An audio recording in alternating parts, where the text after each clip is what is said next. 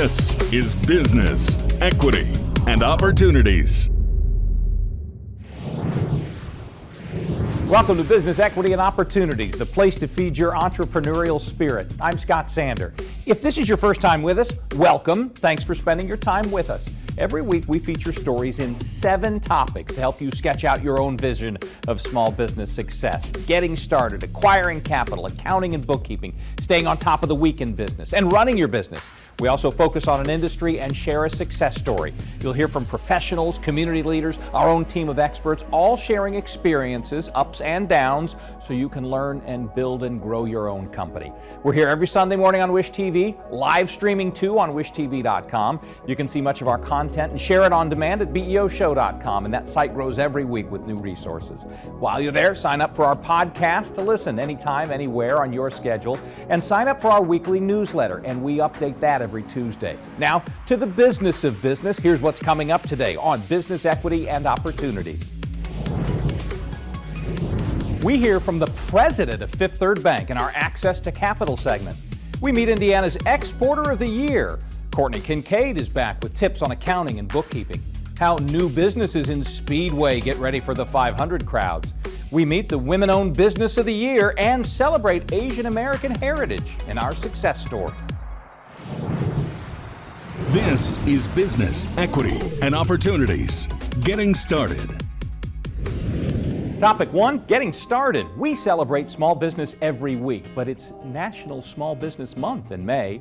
As part of it, the Indiana Economic Development Corporation and the U.S. Small Business Administration Impact Awards recognized the best in entrepreneurship. Ceremony last week at Colts Gridiron Hall. The groups celebrated the impact that small business has on the state.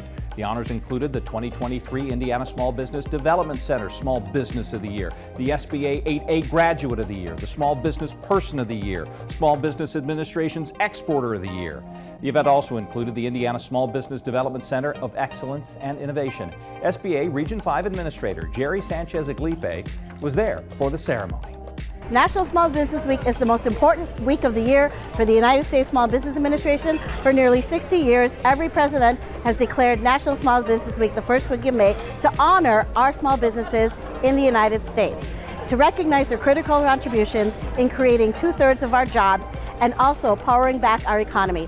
This year's theme is the importance of small businesses in being resilient to power back our nation's economy for recovery from a pandemic. They are the job creators in the United States, and right here in the great Hoosier, Boilermaker, Bulldog State, we're so happy to honor small businesses that help create an inclusive economy and build wealth for everybody in Indiana. Getting started, made possible by the Indiana Economic Development Corporation. A bit later, we'll meet some of the winners, the owners of BNutty out of Portage. They earned the Exporter of the Year honors. First, though, on Business, Equity, and Opportunities, we'll have a visit with the president of Fifth Third Bank. This is Business, Equity, and Opportunities. I'm Scott Sander. The health of banks has been big news lately, with high-profile failures and big deals done to keep customers whole. Today, an expert offers insight about the health of regional banks and whether it could affect your ability to access capital. This is Business, Equity, and Opportunities. Access to capital. Tim Spence is the president and CEO of Fifth Third Bank. Absolutely. We're here today at the Ray Hall Letterman Lanigan headquarters in Zionsville. It's a brand new facility. In fact, we're the first corporate partner of RLL who had the opportunity to host a meeting here today. And I was in town because every year we spend a full day in each one of our markets, just to hear about what's going on the ground, talk about where there are business opportunities, how we can better support our clients. It is the month of May, which is an important month in Indianapolis, and it's an important month for Fifth Third, because maybe in the 5th month, the 3rd day, we celebrate Fifth Third Day. We get out into the community, volunteer, remind all of our employees of the importance of supporting the communities where we live and work. You know, it's unfortunate because anytime there's disruption in the banking sector, it has a tendency to bleed over into the rest of the economy. Put simply, there were a limited number of banks who tended to be more focused on the tech sector than the real economy, who grew too fast over the course of the past several years, and who made some mistakes in the way that they ran their businesses. And that resulted in the last month and a half in 3 fairly significant bank failures. I think the good news for the system overall, and in particular for the state of Indiana, is that the banks that are operating in the Midwest were virtually unaffected. And certainly there's a part of it that just comes down to the way that you run your business. So our priorities as a company have always been stability, profitability, and growth from a financial perspective in that order, and in building long-term relationships with people that allow the bank to perform well through the cycle. The byproduct of that, at least in our case, is we're the only one of the large banks in the US who's actually grown deposits since the Fed got really active last year in raising interest rates. But how you manage the business is only part of it. Banks at the end of the day are only as healthy and as strong as the communities and the customers that they serve. So we have the benefit, because of the footprint we have in the Midwest and the Southeast, of serving very stable communities and of having had customers who believe in what we do and understand the importance. I think there's a lot of discussion nationally about the role that regional banks play from a lending perspective in small business and in mortgage and in local community development. Regional banks are more than 1 in 3 deposit dollars across the country. I think if there's one thing maybe that is less well understood, though, it's the role that we play in literally the civic fabric in these communities where we operate. I mean, Fifth Third, just as one example, the Fifth Third employees volunteered nearly 120,000 hours last year, and it was almost 7,000 hours in the state of Indiana alone. Our people sat on 1,200 local nonprofit boards, right? They are involved in the communities where they operate, and every year we lend, invest, or donate about $8 billion to support low to moderate income communities, economic mobility, racial equity, and inclusion, really important issues that support more equitable growth and more sustainable economic growth in the markets where we operate. This recession, if we do get one, is not going to be like the most recent ones. I think because in the last 20 years, we lived through a global financial crisis and then a global health pandemic. We have this tendency to assume that an economic downturn is going to impact everybody equally. So we happen to be in a part of the country, and Indiana is a leader in this regard, that is going to benefit from the investments that are going to be made in electric vehicles, in infrastructure, in renewable energy. And to the extent that as a small business you're able to attach yourself to one of those trends and find ways to participate in the investment that's going to go on inside the state, I mean, we're talking tens of billions of dollars here. There's a real growth opportunity in front of you. I also tell our small business clients, don't expect that an economic downturn, if we get one, is going to help out on labor availability. The next 10 years, every year there are going to be more people who retire from the workforce than graduate from high school or college. So if you have talented people, you got to hold on to them. And you got to be investing in tools that are going to help them, whether it's technology or automation solutions or otherwise, that are going to help them to be more productive. Because I think talent is going to continue to be very hard to come by. Lastly, you have to choose your partners carefully, right? As an owner of a business, you are, by definition, investing in building something for the future, and you got to make sure that you're working with people who have that same long-term commitment, right? The best relationships in our lives, we all know personally, are the ones that are there for us when times are difficult, and you should expect your partners to be there for you. I'm an optimist, right? I'm a believer that if you look at the long sweep of history, that things generally always get better. Sometimes it just takes time. I think we're in a period right now where it's appropriate to feel worried and uncertain. We've never been through a rate increasing cycle like the one that we're experiencing. We see the strain in places like affordability for new homeowners, in challenges that we have experienced as people have changed the way that they live in real estate and central business districts and the businesses that are attached to those things. And certainly as we look at AI and some of the automation solutions and otherwise, it's appropriate to worry a little bit about how your world changes, whether it's your opportunity as a business owner or your job as an individual. I think with that said, my grandfather always used to tell me the God's wheels grind slowly but finely, right? And we'll find ways to harness these tools to create more value for people and to address some of the labor supply issues that we talked about earlier. And whatever disruption we experience, I think in the grand scheme of things, I'd rather the American economy than I would any other economy in the world. If you'd like to know more about gaining access to capital, we have links on our website, beoshow.com. Coming up later, buy or lease. Courtney Kincaid gives you guidance. First, though, this week in business, the Small Business Exporter of the Year butters us up after we take care of some business. Stay with us. This is Business, Equity, and Opportunities. This Week in Business. Welcome back to Business, Equity, and Opportunities. Time for This Week in Business and a chance to talk about the booming business of peanut butter that's booming up in Portage, Indiana, of all places. And the two people who know about it better than any are the creators of what we have here, Carol Podolak and Joy Thompkins from BNutty. Welcome. Thank you. This is our first food interview on Business, Equity, and Opportunities. So I guess we should jump in with that. When you have, the short opportunity to talk to somebody about what you do, tell us about your product, what it is, how'd you come up with it? Well, we came up with it because we were looking for a nutritious way to fundraise and to teach our kids not only about nutrition, but fundraising and give them something good to eat on the field. And that was the beginning of it. And then, what would you like to add to that one? How did it turn into a business? Oh. Well, once we started fundraising and people tried our fun flavors, our pretzel white chocolate peanut butter, our milk chocolate toffee peanut butter, they fell in love with it. They wanted it more than the once a year we had originally agreed to. Yeah. So we went from once a year fundraisers to local farmers markets to some local grocery stores, and 10 years later, we've expanded operations. So take me back to that when you first, I don't know, it was a jar or a bucket or whatever you had. Sure. Did you have any idea that, and I don't know if it's the finish line, but where we are right now was even a possibility? Where you ended up, was it at all where you thought when you started? No, the main goal was to just give our team, and at that time the soccer club was maybe 2 teams, maybe 30 kids on it. Right. So just to feed the team something, and when we're traveling, and get them to fundraise with it. And now the whole soccer club that we're dealing with is like over 300 kids.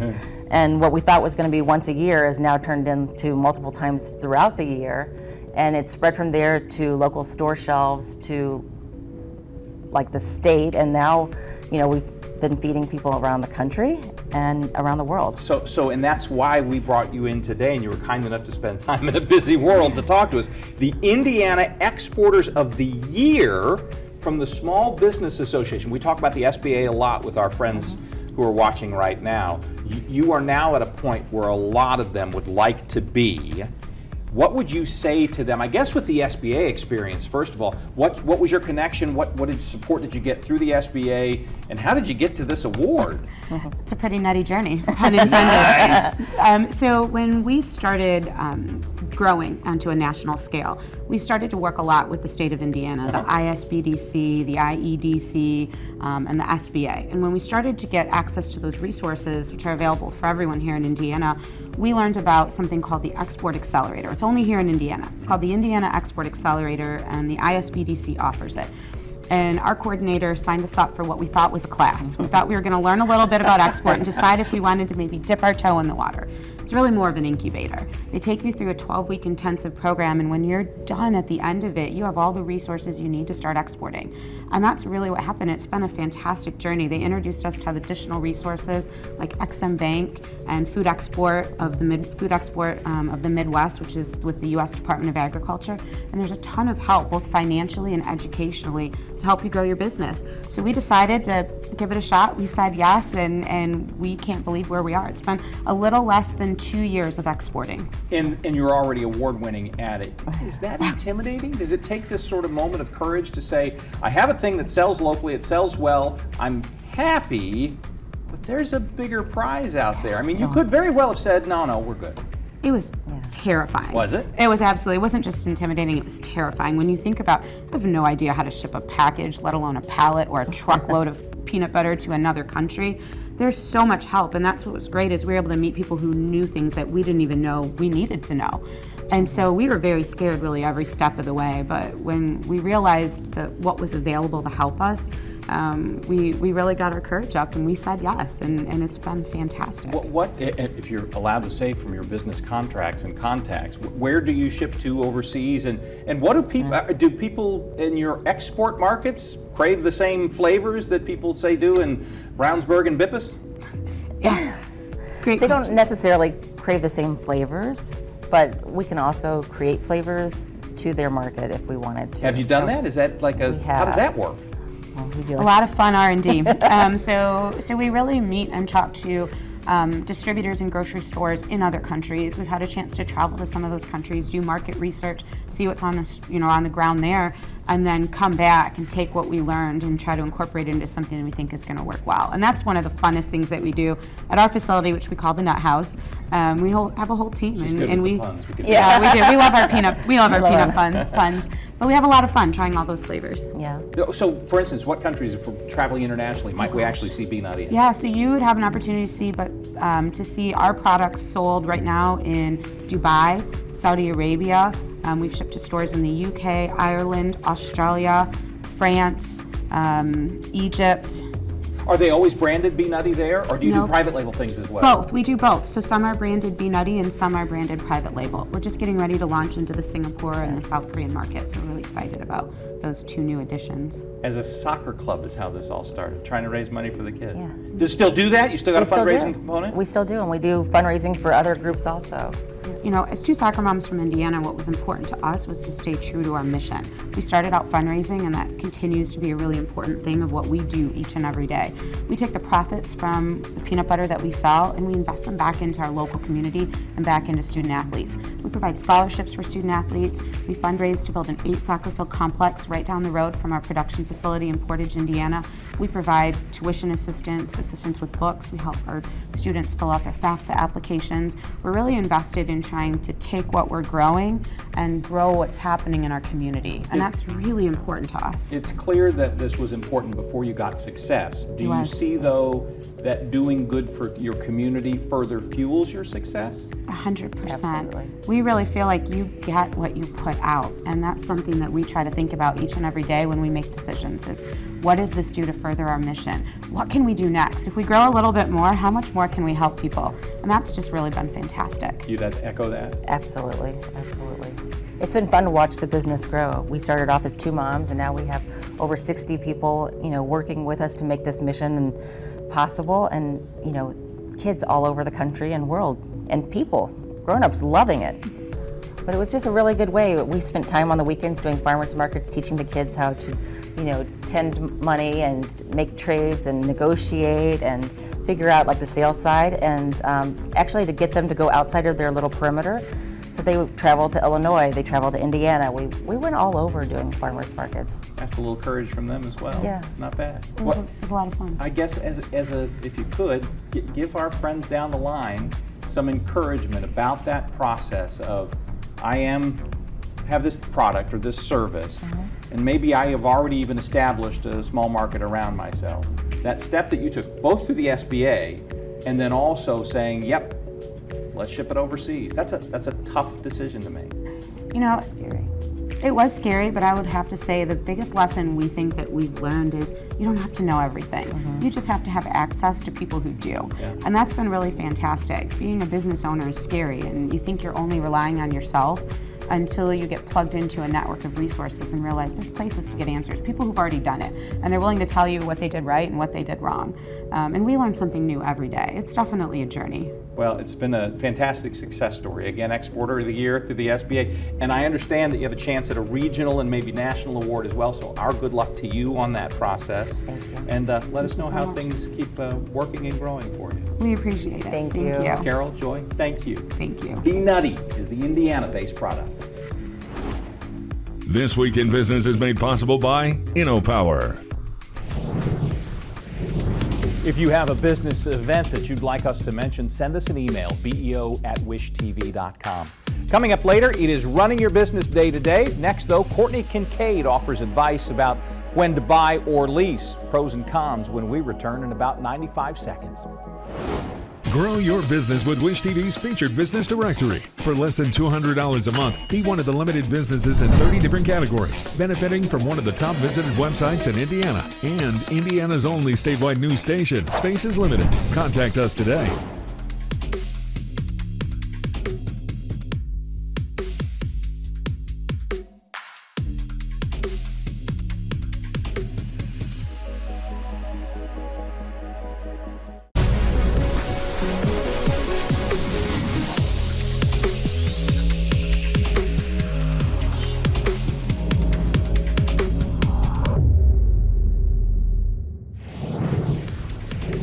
This is Business Equity and Opportunities. I'm Scott Sander. Some people prefer to lease a car or truck or home. Others want to own. As a business owner and part of your accounting and bookkeeping, you'll likely face the same question. Buy, rent, or lease your location, your equipment, and more. Courtney Kincaid, President and CEO of the Indiana CPA Society, has some thoughts. This is Business Equity and Opportunities. Accounting and bookkeeping. Something that we talk a lot about right now is returning to work.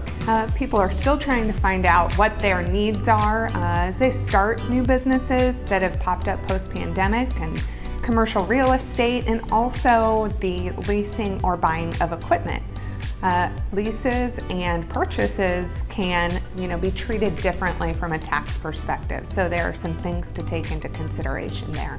When people are looking at property, for example, something that's really good to think about is, what are the short-term benefits and what are the long-term benefits? Because that will kind of depend on different ways that you will, make your decision. When you think about leases, you might have it might be financially more beneficial in the short term, but when you think about tax implications or depreciation, purchasing things in the long term, you might have a better long-term outlook. The tax implications for property are not just commercial real estate. You can also think of property as vehicles, equipment, computers, and so the lifetime usefulness of those properties determine how they're going to be treated from an accounting perspective. You try to use the useful life of that product, whether that's real estate, which is obviously a longer use life than, say, a computer, which is typically 5 years usage. Working with a CPA can be really helpful in this area as you think about depreciation, because it's not just clear-cut. You need to take into consideration several factors. And using a vehicle as an example, how new is the vehicle currently? What is the current condition of that vehicle? How long would you anticipate that vehicle being useful to your business? There are certainly some things that you cannot use to be depreciated or cost for small businesses that are maybe working out of their home. A CPA is a really good partner in helping you understand ancillary costs related to that property that might also qualify for a deduction. A CPA is really great in saying, this definitely would qualify, but also not only just qualify, but thinking about, okay, well, if you did this through a lease, here's how it might show up in your financials. This is how you might show the true health of your business to investors, because these purchases and leases, they do show up differently on the financial statement in your balance sheet, which is a really important tool when you're trying to get investment, whether that's from a traditional investor, such as a bank, or something like an angel investor. As you are making these business decisions, and whether that is growing your footprint and your leases or your property, it's a great time to bring in not only a realtor, but your financial team to help you navigate the lease or the purchase and make those considerations. And the CPA certainly should be part of your team. For more information on accounting and bookkeeping or any of our topics, visit BEOshow.com. While there, sign up for our newsletter that's updated every Tuesday. Subscribe to the Business Equity and Opportunities podcast and listen whenever you want. A bit later, the Women-Owned Small Business of the Year. Next, though, how Speedway businesses get ready for race crowds. Stay with us.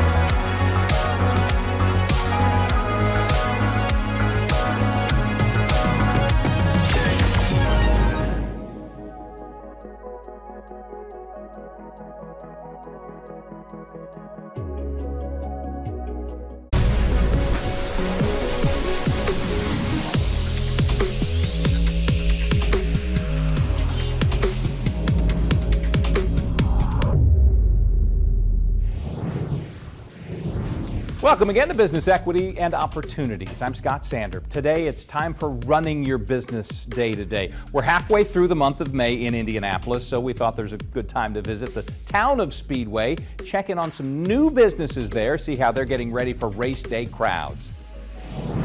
This is Business Equity and Opportunities, running your business day to day.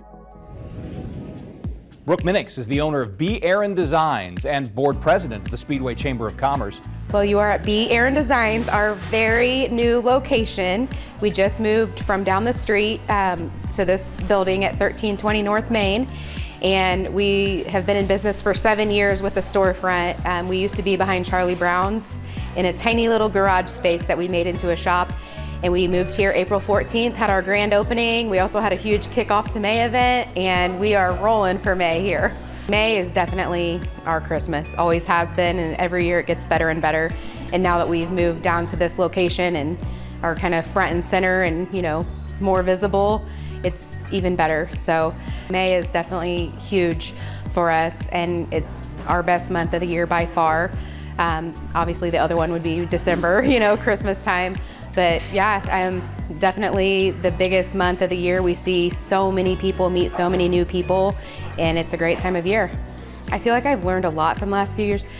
Definitely during, that time in 2020, we actually thrived, and it kind of took our business to the next level and kind of helped us pivot and figure out where we wanted to go with our business. So I felt guilty about that for a little bit because of, all of the bad things that were happening to businesses. But with our community, our town, everything, they were begging to support my business and all the other small businesses around here. So I feel like people over the years with that especially are really focused on supporting small businesses, and the town of Speedway especially just rallied around and made it happen for us. I have thought about this for a long time and wanted to move to a bigger location, and it was definitely needed. So I knew that was part of my business plan. And I think, Main Street here in Speedway has only just gotten better each year, and it's just going to continue to grow and be a great place for the community. So I was born and raised here. My parents were born and raised here.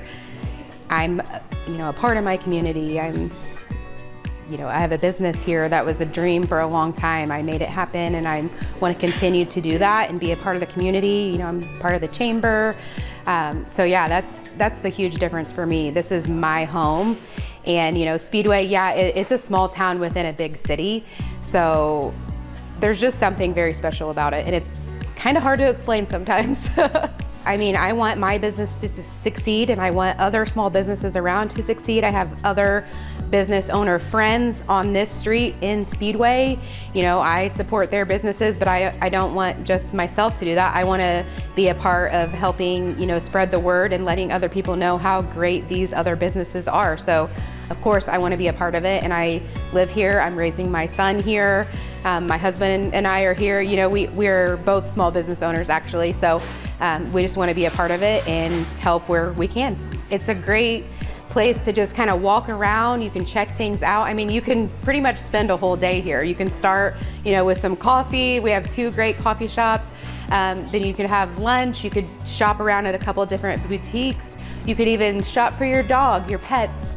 You could get your hair done. There's so many great businesses just on Main Street. Also here in Speedway as well, but just walk around and just have a good time, and there's lots of options for you. You are in downtown Speedway on Main Street.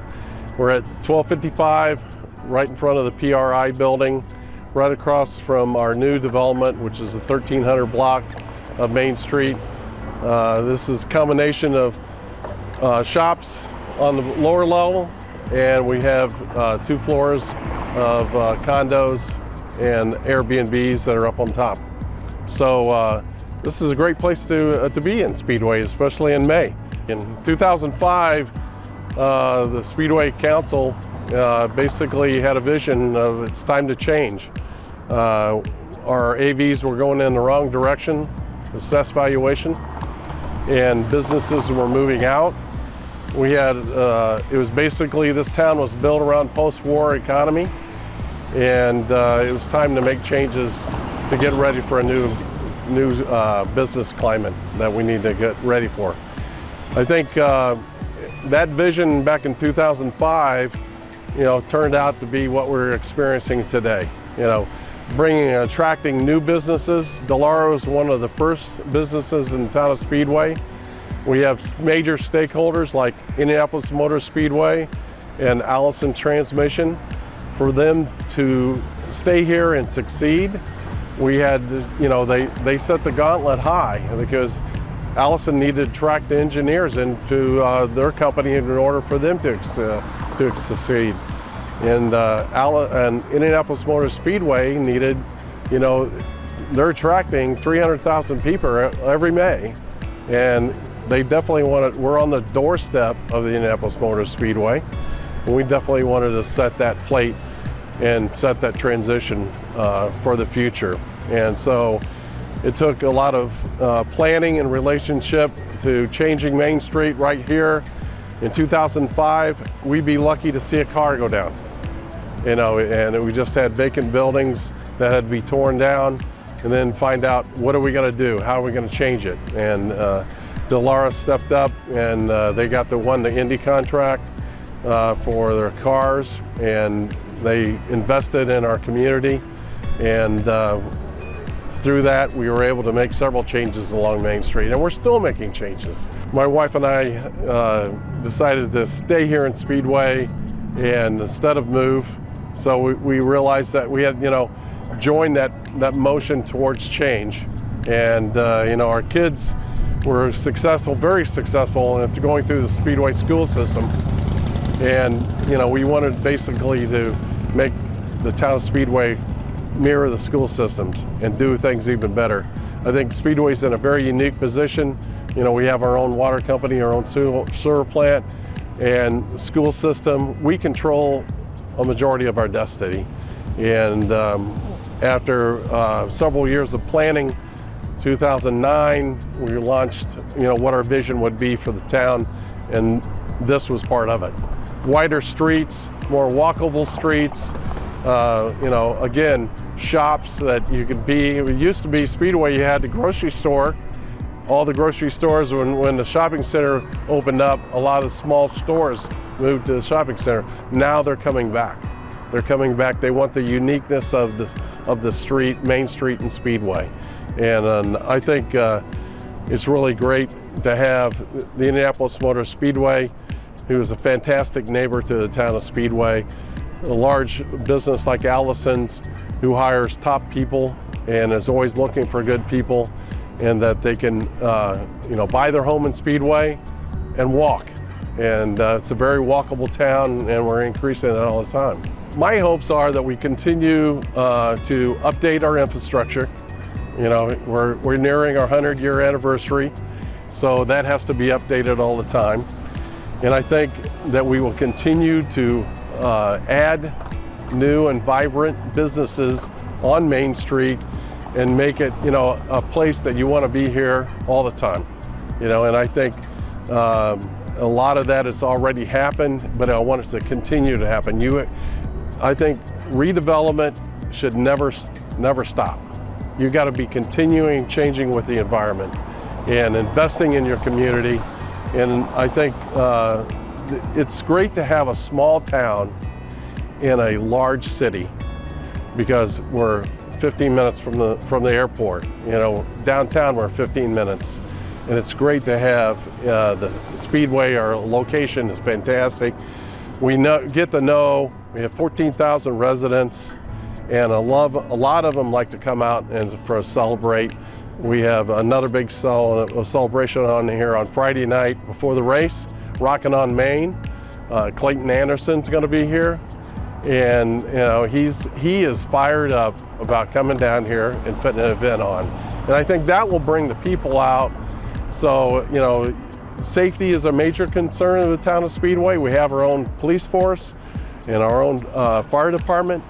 They add so much value to this community and making sure that we're safe and maintain oral conduct. And I think that's the big plus. Later, a local Asian American heritage success story. Next, though, we meet another IEDC award winner. Stay with us.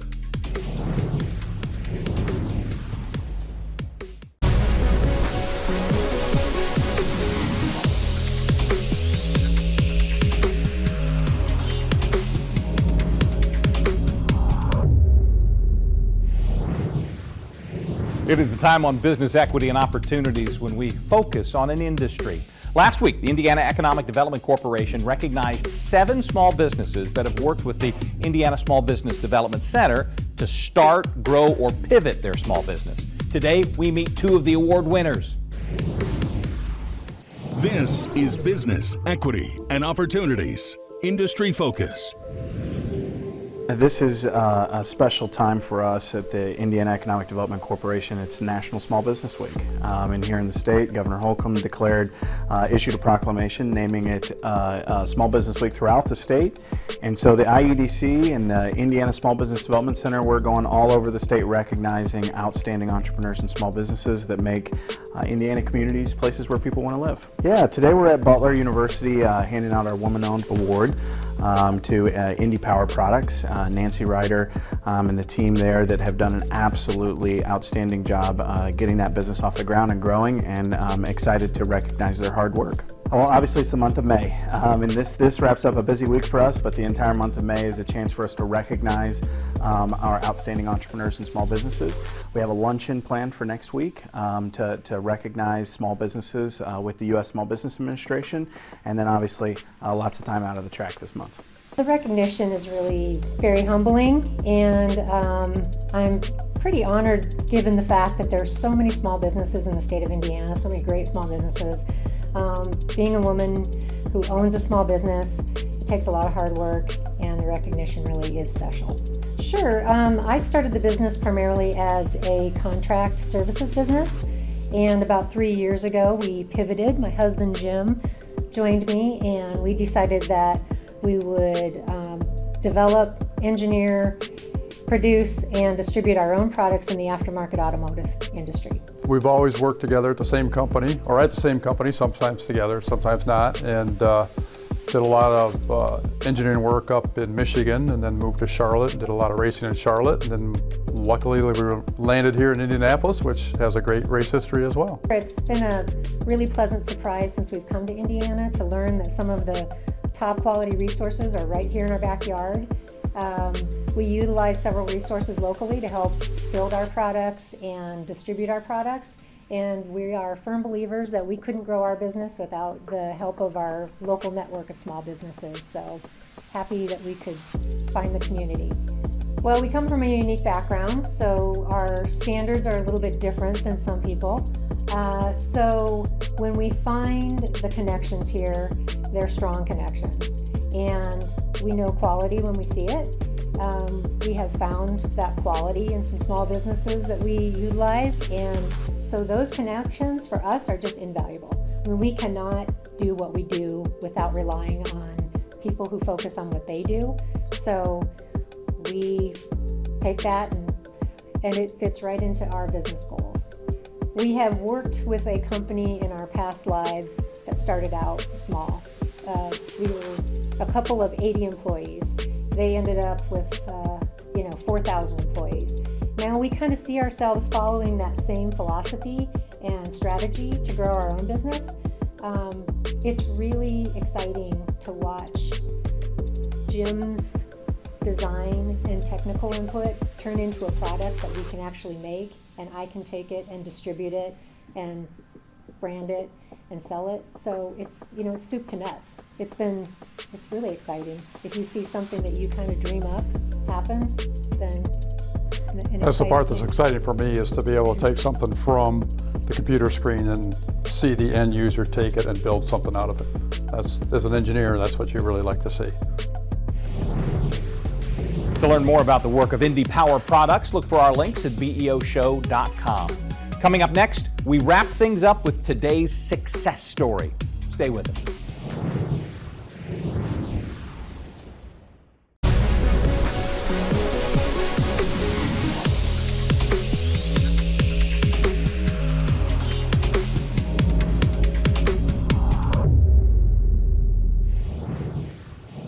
Welcome back to Business Equity and Opportunities. May is Asian American and Pacific Islander Heritage Month. Indiana has many success stories to celebrate. One of them is our next guest. This is Business Equity and Opportunities Success Story. Sunny Lou Williams is the president of TechServe Corporation. I come from a long line of serial entrepreneurs. My grandmother actually founded the company back in 1992. And she was an individual that was an immigrant, took the citizenship test, took the driver's test, and just said, hey, what's the process? What's the system? Let me learn it, let me do it. So I take this very simple example of studying for the US citizenship test. She learned the ins and outs, she did it, and then she just kept following directions to the point where she started her own business, like literally found the instructions, the how-tos, started her own business and said, we've always been a family of entrepreneurs. So in her heyday, she was one of the first police women in Taiwan, had an administrative capacity within Taipei Metropolitan Police Agency, and that kind of ties back to our public safety portfolio here that we'll talk about in a little bit. And she just really had all of these great ideas, while she was doing that, had a ice cream store and had all of these community kind of goodwill efforts as she watched how to really connect with the community and connect with her kids as they grew and tied these multifaceted, really what we would call kind of lifestyle companies, right, to what her kids were doing at the time. So it just so happened of her 4 kids, 3 of them became masters in computer science. So at the time when she formed the company, TechServe was literally a buy all of these components, create personal computing, which in the heyday was being sold at like $10,000 to $15,000 a pop, right? So it's very, very high margin. And so again, this whole find out what the instruction is, how the system works, follow it to the letter, and do the work, they became an E-rate business, which is literally a supplier to government and specifically schools. And so TechServe's kind of big claim to success back in the late 90s was implementing over 47 Chicago public school system computer labs. When that was first ever, right, computer labs, and first ever bringing what we now know as STEM education, but at the time, just simple computing, right, as curriculum into our K through 12 schools. And so I remember very distinctly because I've always gone through that kind of process iteration of learning with my parents, and I've always participated in their companies. I remember learning to alphabetize by filing our customer invoices. Remember those like white, yellow, pink with the acetate, having to file the pink ones in these huge file cabinets, right? And just kind of going through that, and TechServe evolved from doing all of those instruction following processes systems to expanding to where we are today, which is literally evolving systems. So systems building and looking at how do we do the work that we're doing today as a government agency, as a local authority, and how are we not only marketing, communicating that, but how do we actually ensure that the processes change for the benefit of all so that those services are actually rendered and there's inclusion and there's equity in that access. That's kind of the storyboard of my grandmother starting the company in '92, my mother then with her accounting background taking it on and really strengthening that supply chain procurement order management function, and then me having neither of those backgrounds. Applying many years later what I started off with at Purdue, which is really systems design. And so I had an opportunity to really study under some greats at Purdue University that was really focused on how do you do economic development and do it in a humanitarian way that supports sustainability and economic participation for all. So that really needs thoughtful design. And so TechServe has evolved so much today that technology is still the enablement of all we do. That's the only way we can really impact systems, move forward this evolution of all the processes, the change iteration, and so forth. But at the heart of it is working with folks that both design the system, are users of the system, and have the ability to look back on whether or not that system, which is a collection of processes, instructions, and ways to do things, whether it ultimately helped or hindered the population it was intended to serve.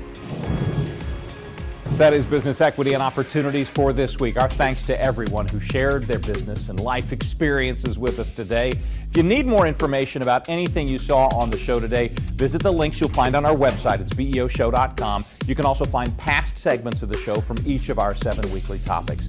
Listen to and subscribe to our Business Equity and Opportunities podcast. It's part of the All Indiana Podcast Network. Sign up for our newsletter, which we update every Tuesday. And if you have any questions or perhaps a success story to share of your own, send us an email at beo@wishtv.com. We're here every Sunday morning on Wish TV, live streaming on wishtv.com, and we'll be back next week with more business equity and opportunities. I'm Scott Sander. Have a great Sunday.